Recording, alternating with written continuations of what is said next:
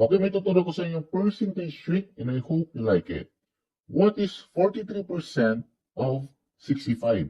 So, ganito lang po yung gagawin ninyo. 4 times 6 is 24. 3 times 5 is 15. Sa taas naman tayo, 4 times 5 is 20. And 3 times 6 is 18. Ngayon, pagka-addin nyo lang po iyan.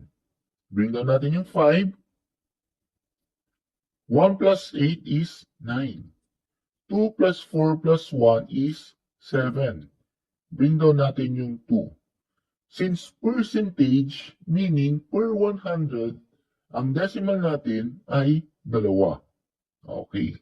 Therefore, the answer is 27.95, letter C. I hope you got this one. Follow for more tips and tutorials. God bless.